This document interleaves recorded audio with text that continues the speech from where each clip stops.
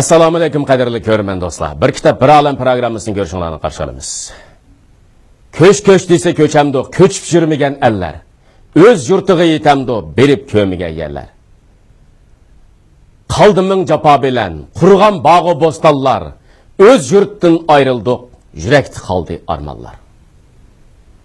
Aql farosatlik ijodchan ajdodlarimiz o'zlari yashab o'tgan har qaysi tarixiy davrlarda mo'l xalq og'iz adabiyoti orqali o'zlarining orzu armonlarini, kechirmishlarini, dunyoga, hayotga, turmushga bo'lgan intilishlarini, orzu armonlarini, izlanishlarini, shundaqla hayotning qimmati va ochiq qismatlarini ifodalab kelgan. Uyg'ur xalq qo'shoqlari ana shu boy xalq og'iz adabiyotimiz ichidagi eng yorqin, eng jonliq, eng yengil turlarining biridir. Bugungi programmamizda biz Ushqunjon Umar akaning Shinjang Universitet nashriyot tarafidan nashr qilingan Uyg'ur xalq tarixi qo'shoqlari qomusi nomli kitob haqida suhbat olib boramiz. Bugungi suhbatimizga ikki aziz mehmonni daxil qildik.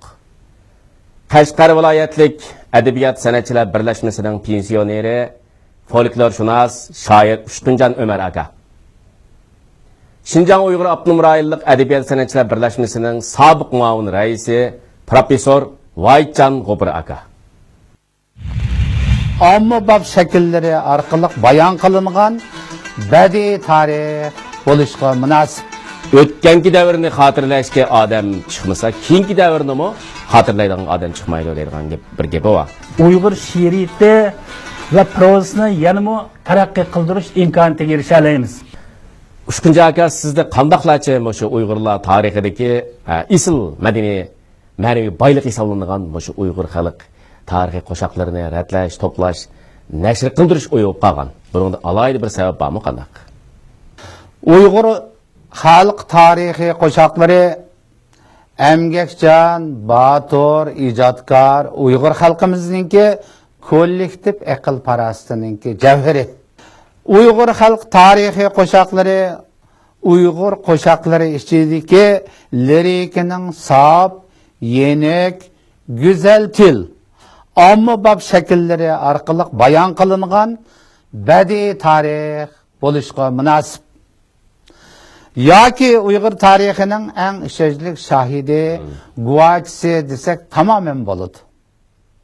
Shunga mushu Uyg'ur tarixiy qo'shoqlari mushu sohaga qarta men o'zim kichigimdan boshlab adabiyotga intayin qiziqqanligim, xalq og'iz adabiyotiga qiziqqanligim uchun uni izchil holda to'plab, ratlab bugungi kunga keltirdim. Bunda qilishdagi asosiy sabablarning birisi burunqi e'lon qilingan qo'shoqlar vaqtcha uzunga so'zildi.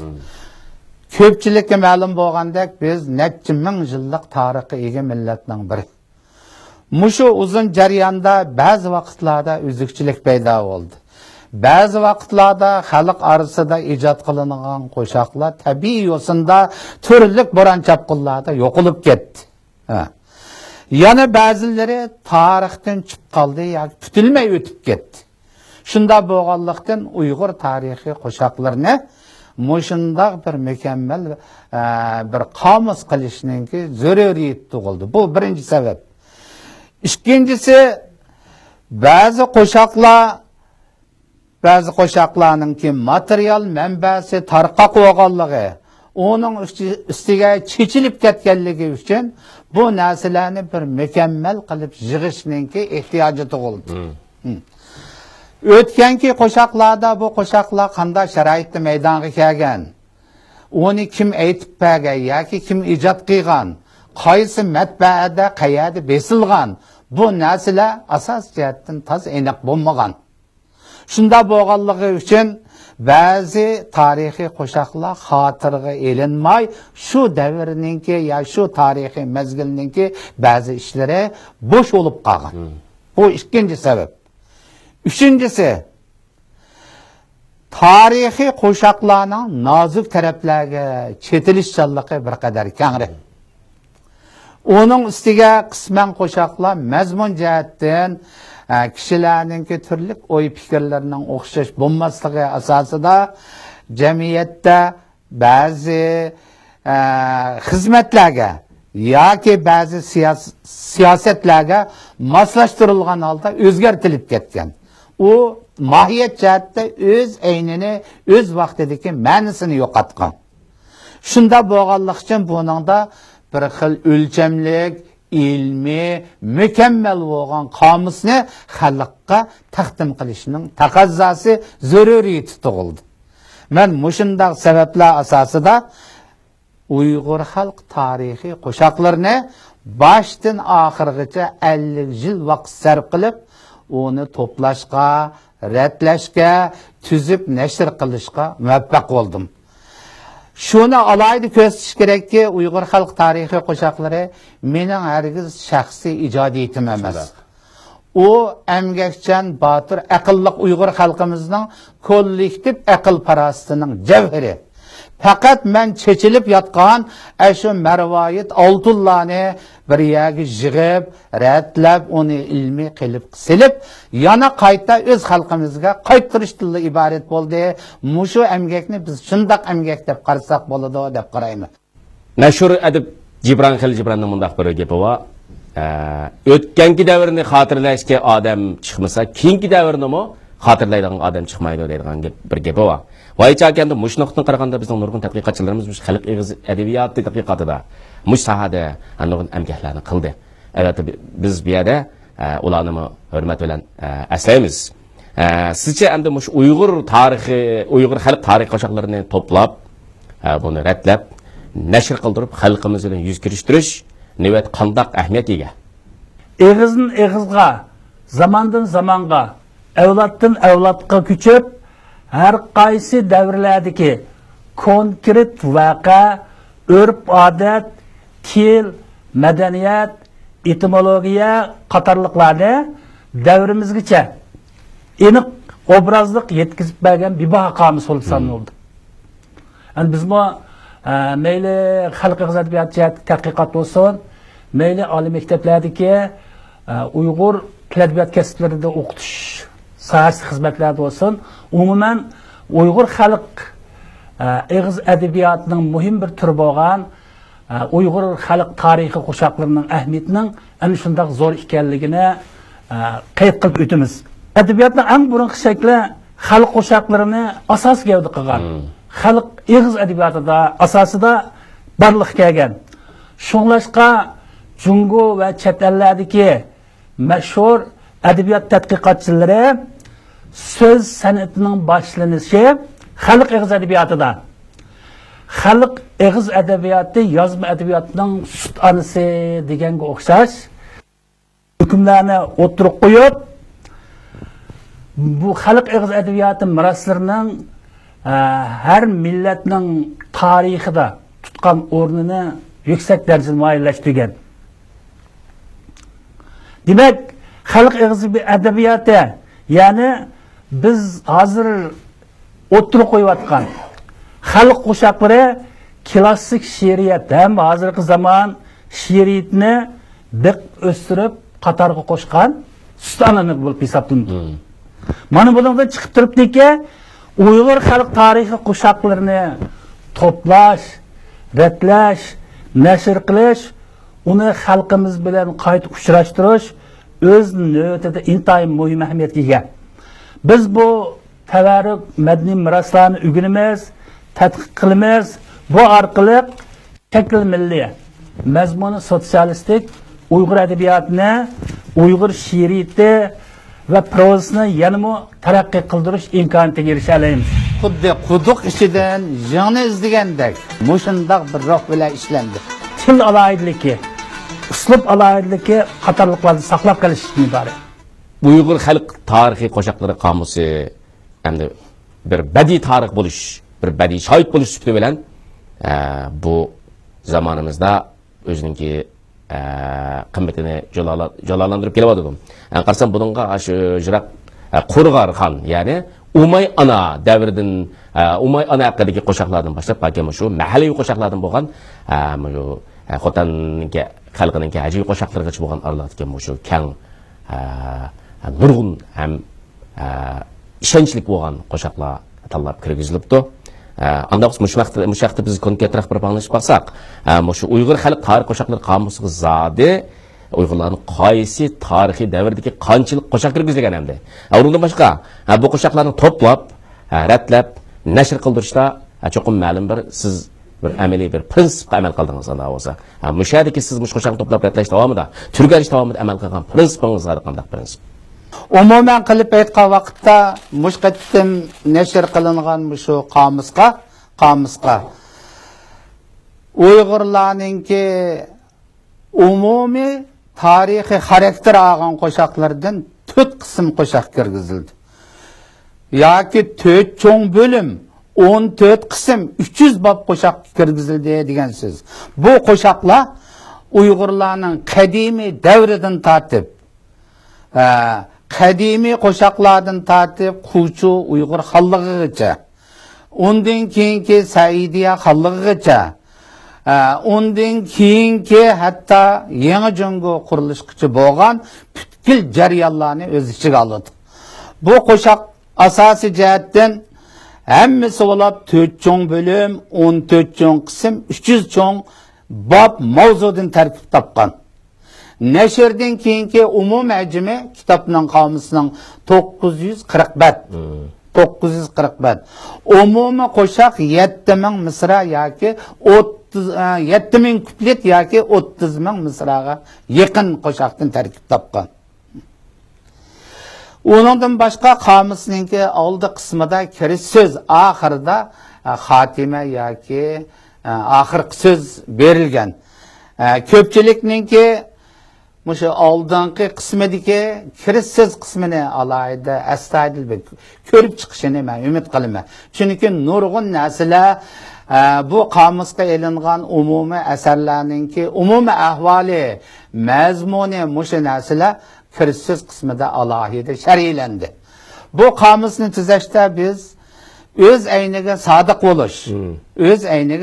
bo'lish, mukammal bo'lish, Muşunda bir neçe prinsiplarga amal qildik. Bo'labmi 300 neçe bob qo'shiqlarningki asosiy mazmuni, turi, shakli, qaysi davrda ijod qilingan, bu qo'shiqlarningki aloydiligi, qonuniyati ham hozirgi davrimizdagi asosli roli shundaqla xalqaro ta'siri qatorliq taraflardan xuddi quduq ishidan joni izlagandek mushundaq bir ruh bilan ishlandi.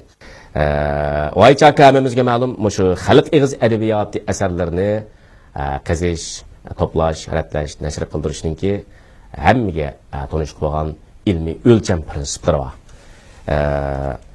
Mushu nuqtadan chiqish qilgan vaqtning o'zida Uyg'ur xalq tarixi qo'shiqlar qomusi nomli bu kitob eg'iz adabiyot asarlarini to'plash, ratlash, nashr qildirishdan iborat mushu o'lchamga uyg'unlashganmi? Agar uyg'unlashgan deb qaralsa, qanchalik darajada uyg'unlashgan? Uyg'ur xalq eg'iz adabiyotini jumladan Uyg'ur xalq tarix qo'shiqlarini to'plash, ratlash, nashr qilishning o'ziga xos qattiq talabi, prinsipi va o'lcham bo'ldi. Buning ichidagi eng negizlik bir prinsip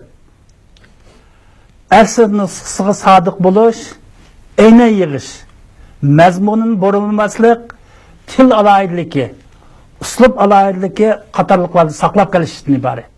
Eng aqallisi bu xalq eg'iz adabiyot miroslarini bo'lib shu xalq tarixi qo'shiqlarni ratlash jarayonida jazman aynan asli nusxasi bo'yicha diqqat qilish bu hayotda qattiq ta'kidlanadi. Hakik hurmatlash, hissiyotni almashtirmaslik. Prinsip hamda bu asos muhim prinsip. Hamda politrushnas Uchqunja Umar apandi yig'ib to'plab ratlab nashr qildirgan Uyg'ur xalq tarixi qo'shiqlar qomusi nomli bu zo'r hajmli kitob kirgizilgan xalq qo'shiqlarini, xalq eg'iz adabiyoti asarlarini qizish, to'plash, ratlash, nashr qildirish o'lchamlariga tamoman uyg'unlashgan deb qarashga bo'ladi. Keyin shu kitobning qomusning obyektiv amaliyotini chiqish qilgan vaqtida Uchqunjon hozir üzümü deb o'tdi. Ilgari ashundaq sabablar tufaylidan azroq o'zgartirilgan yoki so'z jumlalar almashtirib o'tilgan, qadimgi puroq saqlab qolingan ba'zi miroslarni asliga keltirib, uni shu o'z ayni bo'yicha xalqqa taqdim qildi. Mana bu bir qimmatli roh. Chunki biz xalq og'iz adabiyoti miroslarini ratlashdan biz deydiqamiz ba'zi prinsiplar. Asliga sodiq bo'lish. Uni o'zingizning obyektiv, subyektiv xohish bo'yicha uningga qalam tekkizib yo o'zgartirsak, u sodiqlik bo'lmaydi. Shunda. Mush vaqtdan olganda shu Ushqunjon haqiqatan o'ziga yuksak talab qo'yib, ilmiy pozitsiya bilan muomala qilib, qomusni sifatlik ham muayyan foydalanish qimmatiga ega shaklga keltirib xalqqa taqdim qildi deb qarayman. Ushqunjon aka tamoq yegan qachida tamoqning cho'qim saqindisi yuqundisi qoladi. Siz uzun mezgil mushu Uyg'ur xalq tarixiy qo'shiqlarini to'plash, ratlash, nashrga tayyorlash ishlaridan bo'lib keldingiz. Mushu jarayonda sizga alohida ta'sir qilgan, qalbingizni zaratlagan, sizni aytib, so'yinib o'qiydigan tarixiy qo'shiqlar cho'qim bor. Mush fursatda ko'rman do'stlarimizga mush qo'shiqlardan bir qanchani taqdim etamiz.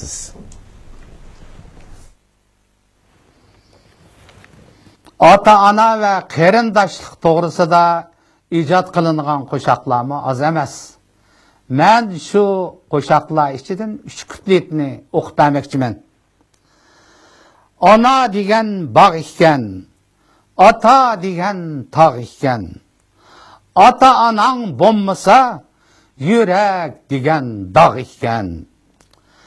Naqshini to'la aytsam, elmini sarang deydi.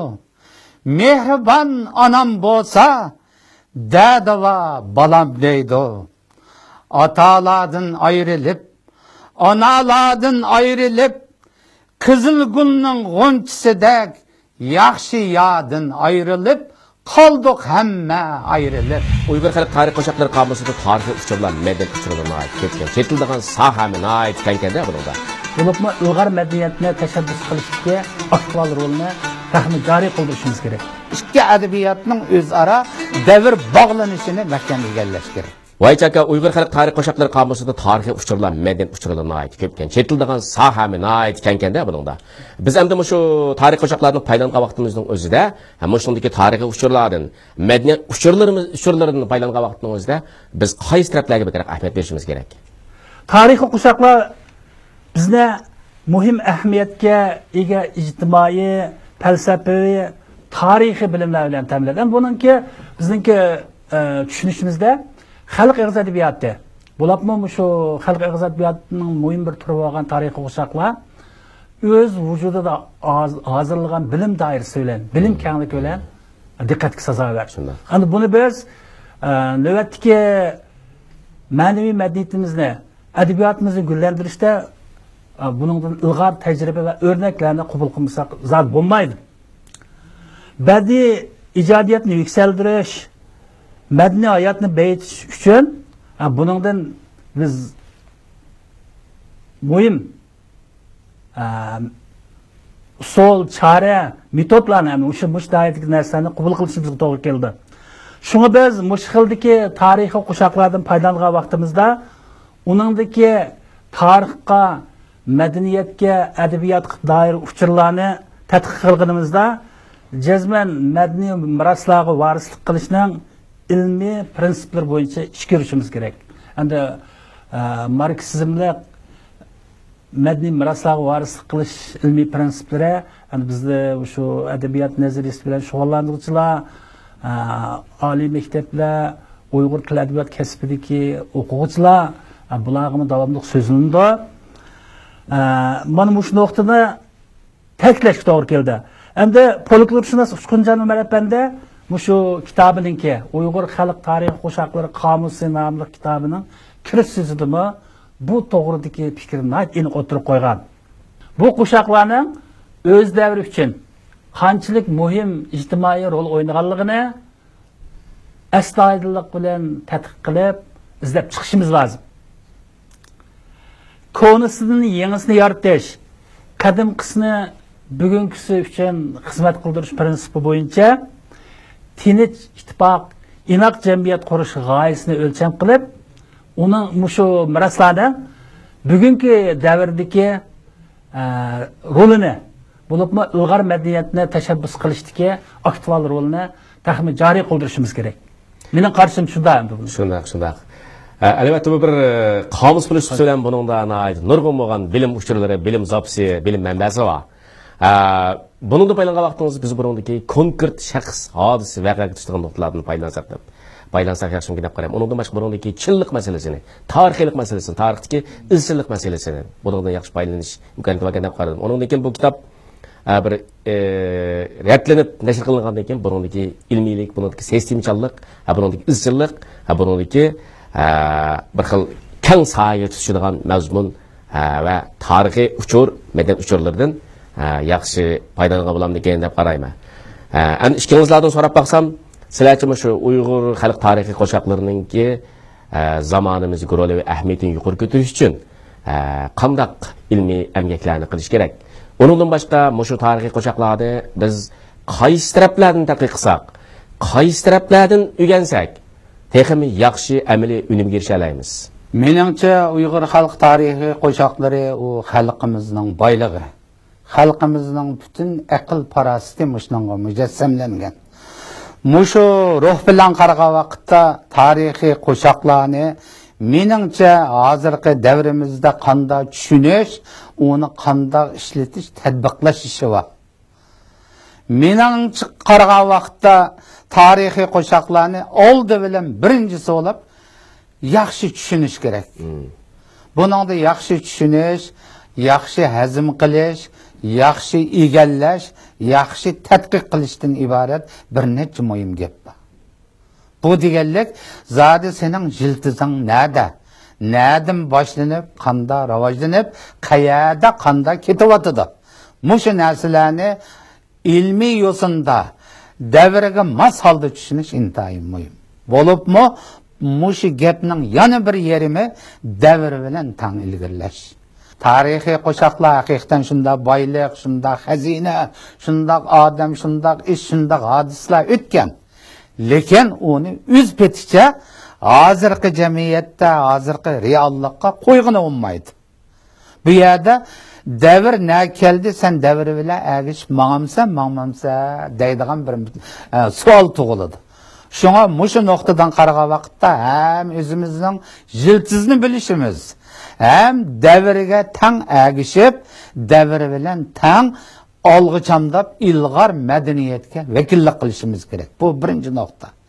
Ikkinchisi mushu tarixiy qo'shoqlar orqali Uyg'ur tilining sofligi, mukammalligi va Uyg'ur ona tilini qo'g'dashninki ahamiyatini tushunish kerak.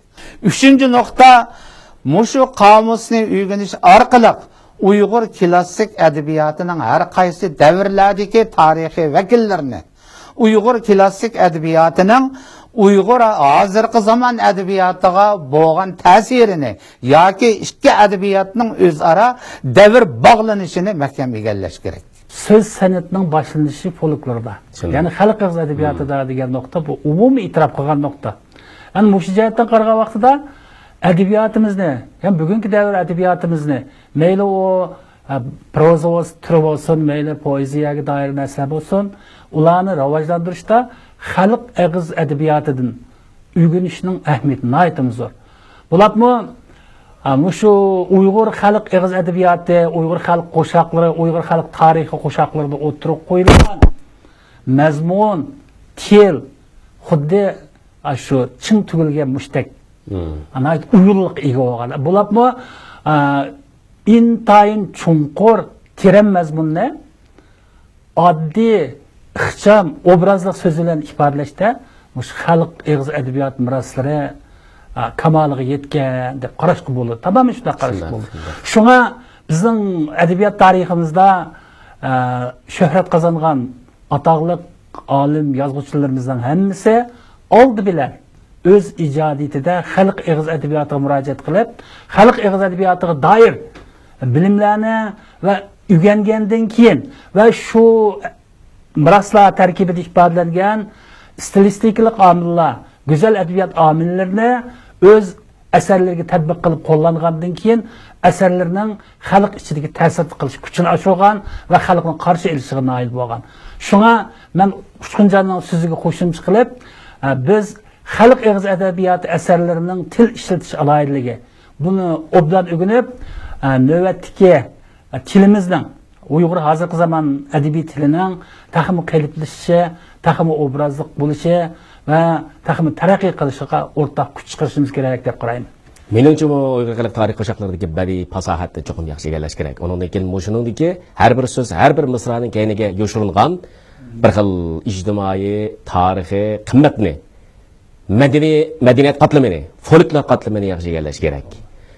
Buningdagi har bir qo'shiqqa yoshirilgan falsafani, har bir qo'shiqqa yoshirilgan madaniyat tindirmasini, har bir qo'shiqqa yoshirilgan ishki ma'naviy kuchni cho'qim yaxshi egallash kerak. Uyg'ur xalq tarix qo'shiqlari qomusida tarixiy uchurlar, madaniyat uchurlari ketgan, ketildigan sohami noit ekan-da bunda. Bo'libmi Uyg'ur madaniyatini tashabbus qilishga aktual rolni taxmin joriy qildirishimiz kerak. ikki adabiyotning o'zaro davr bog'lanishini mahkam egallash kerak. Talay o'q etilgan qalmay sadaqda. Talay yosh tomchidi qalmay chanaqda. Ming hikmat zo'r tarix turar julalab, ajdodlar yaratgan har bir qo'shiqda. Uyg'ur xalq tarixiy qo'shiqlari uzun tarixiy davrni beshidan kechirganligi. O'lmas, mo'l aktual temalarni aks ettirganligi. O'z bag'rida qimmatlik, hujjat xarakterlik tarixiy madaniyat uchurlarini saqlab yotganligi bilan isil, qimmatlik, saltanatlikdir. Qadrli ko'rmandolar, bugungi suhbatimiz mishad oxirlashdi. Xayr xo'sh, kelar akşam programmamizda görüşaylik.